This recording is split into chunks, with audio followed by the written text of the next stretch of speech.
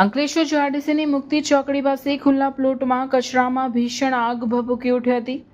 ધુમાડાના ગોટે ગોટા ઉઠતા સ્થાનિક ભયનો માહોલ સર્જાયો હતો.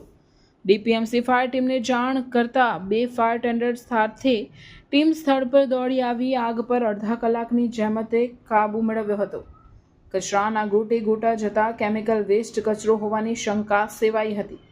અંકલેશ્વર જીઆરડીસીની મુક્તિ ચોકડી પાસે આવેલી ખુલ્લા પ્લોટમાં કચરામાં અચાનક આગ લાગી હતી.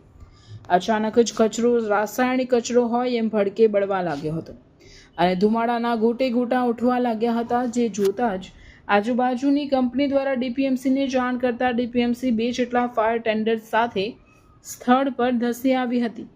દૂર દૂર સુધી ધુમાડાના ગોટે ગોટા નજરે પડી રહ્યા હતા. ત્યારે કચરામાં શું હતું અને આગ કેવી રીતે લાગી હતી તેના પર સવાલ ઉઠ્યા હતા. ફાયર લાશ્કરો અડધા કલાકની જહેમત બાદ આગ પર સતત પાણીનો મારો ચલાવી કાબૂ મેળવ્યો હતો. આગના પગલે એક તબક્કે અફરાતફરીનો માહોલ સર્જાયો હતો. આજે અંદાજિત 3:15 વાગે અમને એક ફાયર કોલ મળ્યો હતો અને કીધું હતું કે કચરાના ઢગલામાં આગ લાગેલી છે. અમે ત્વરિત ફાયર ટેન્ડર લઈને પહોંચ્યા હતા. જોયું તો કચરાના ઢગલામાં આગ હતી અને આજુબાજુમાંથી જે કંપનીવાળા છે ટ્રાય કરી રહ્યા હતા, પણ પવન વગેરે હોવાથી આગ થોડી ફેલાઈ હતી. પણ હવે પરિસ્થિતિ કંટ્રોલમાં છે અને હવે કદાચ 15-20 મિનિટમાં આગ કંટ્રોલમાં આવી જશે.